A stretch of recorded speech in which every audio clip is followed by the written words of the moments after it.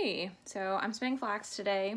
Flax can be processed a couple ways and it's going to give you different results. And within each processing method, you can get two different products. You can get long line flax, which is going to be the entire length or most of the length of each stalk. So in that case, you're growing the fiber linen. It's going to be really tall. Not a lot of branches going out.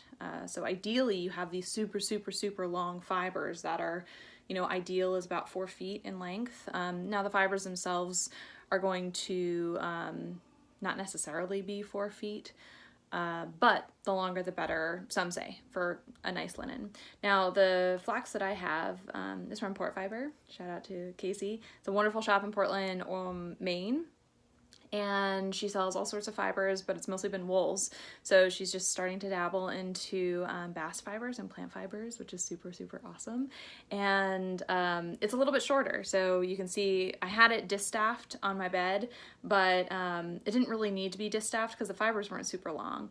And so I was, kind of awkwardly pulling and little pieces were kind of falling off. So I just decided to spin it more like I would spin wool. So you can see the fibers are shorter. This is known as the tow flax, T-O-W, and this is what you get, all the little pieces that fall off when the processing, pieces that aren't strong enough to be the single long fiber, but it can still make a really awesome yarn. So I'm doing a single. I'm doing a,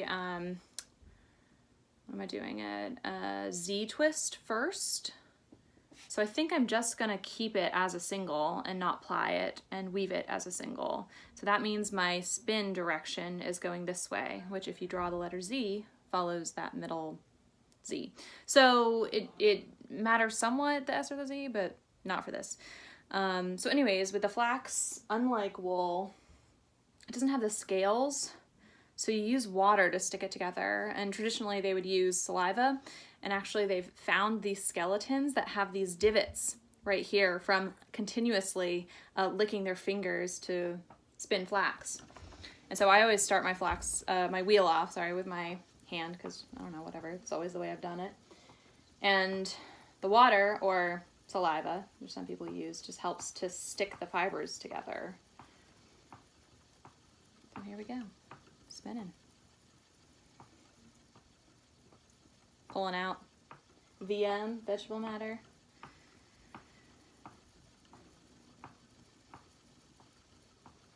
And I'm spinning kind of slowly because it's my first round of flax, but you can spin much more quickly once you're accustomed to the particular fiber.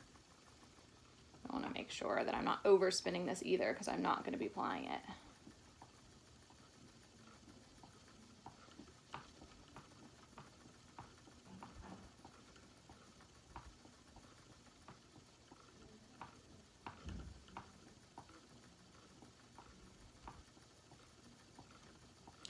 Anyone who's been spinning flax, I'd love tips, suggestions, things you see that can make my life easier.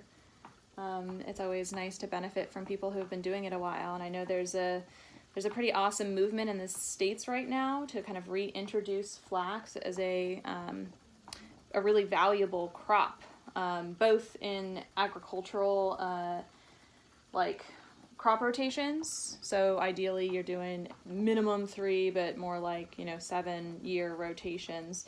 And flax is actually a great crop to add into that rotation. Most people in doing that are using the seed crop. So where we get flax seed or linseed oil from. And there's starting to be some production of that domestically, I believe. So you can grow the flax and get it processed here for seed. However, the processing for the fiber is totally different. And while there used to be a pretty great industry in like the 1920s, 30s, I believe it hit its peak, maybe even into the 40s. It was prior to the invention of the cotton gin that flax was really a primary fiber for clothing here in the States. Now, obviously, like other fibers that were here quite early on, there's, not a great history with flax and linen production here. The two areas of the country that were the primary hubs, so they had a really good growing season for flax, which is actually quite short. It's only 100 days.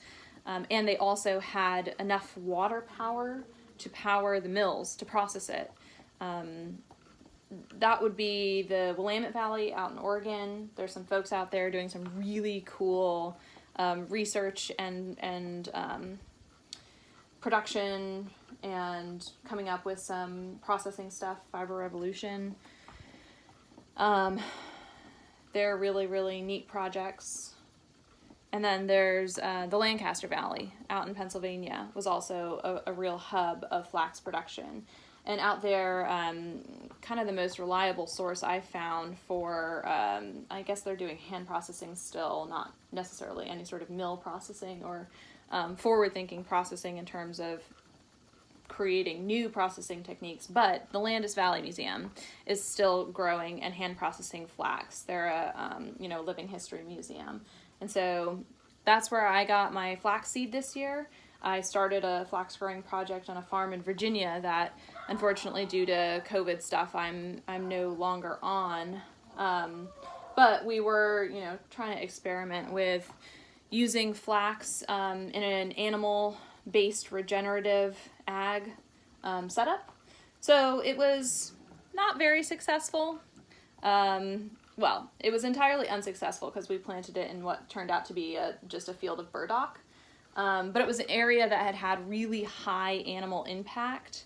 And so we were hoping with that big disturbance, it would have broken up the soil enough to allow some new seed generation beyond just what was growing there before. And I don't think that idea is totally wrong. I'd like to try it again, but I think the impact needs to be more severe to start, because the seed bed traditionally for flax needs to be pretty well prepared. So I'm trying to figure out a way to have our animal pals that people may or may not be raising anyways help us out with that piece of the process. I'd also like to expand that sort of research out to other bast fibers as well. I know FiberShed is doing some really cool research into not just flax and hemp for bast fiber production, but also other plants. And there's a big long list on their website of plants that they're using, and you can see examples of stuff that they've actually brought all the way to cloth. So they've processed, spun, and woven it. Or knit. I think it's mostly woven, but you could knit it as well.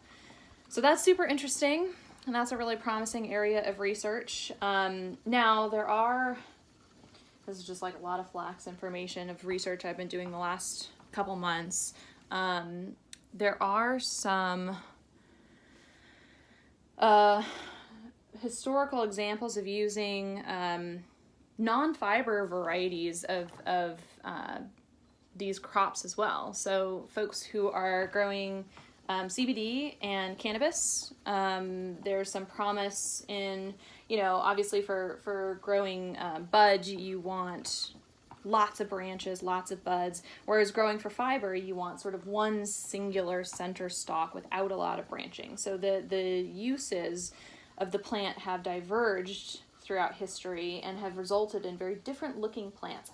However, that being said, the plants with a lot of branches still have the fibers in them.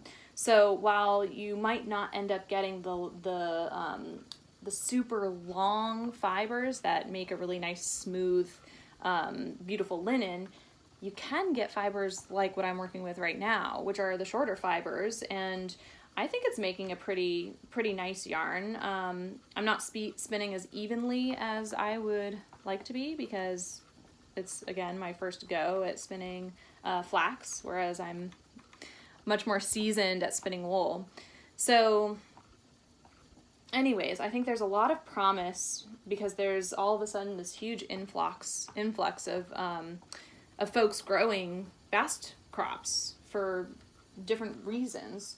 The biggest hurdle, and one that there are some people already addressing as I mentioned, Fiber Revolution out in the Pacific Northwest, and Taproot Fiber up in Canada is doing some really great small scale, mid scale processing for bast fiber, flax and hemp work. So both of those folks are kind of at the forefront of developing some tools that hopefully farms in the next couple of years will be able to invest in and have for small scale production. So if you are growing flax for seed, flax for cover crop, if you're growing hemp for CBD production, if you're growing cannabis for THC production, it's going to be, I think, a really interesting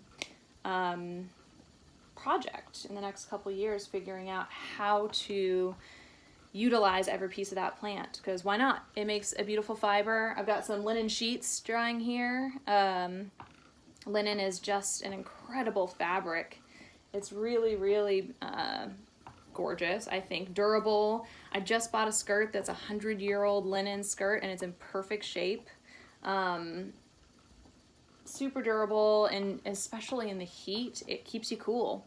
It's even better, I think, than cotton at sort of regulating your body temp and keeping you comfortable in the hot months, which we're obviously in right now. So I'm a big fan. I think you should be too. That was a lot. I should have probably broken that up into like different segments, but whatever. It's my like only outlet right now for talking about flax to people who care. I talk about flax a lot to people who don't really care.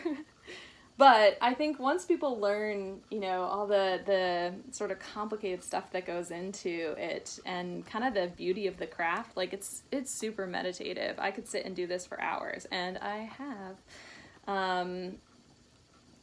There's kind of a universal appreciation for it. It's in our DNA as humans. It's the first way we created woven knit textiles, any textiles really, that weren't just skins. So it's pretty deep in there, and if you're interested in learning about flax and learning how to spin, I'll tag the people I mentioned, and I'll also refer you to Port Fiber, where I learned to spin. So she's not only a shop, but she teaches classes, including spinning classes. I'm not sure if she's doing online spinning classes, but maybe she should start. So if you'd like to see that, let her know. And Casey is an incredible teacher and human being. So you should all definitely follow along. These little tiny pieces in the VM.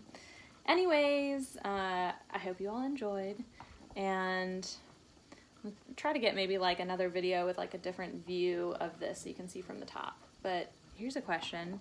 How do you hold a phone up above but use both your hands? I need both my hands for this. So anyways, maybe I'll recruit my family.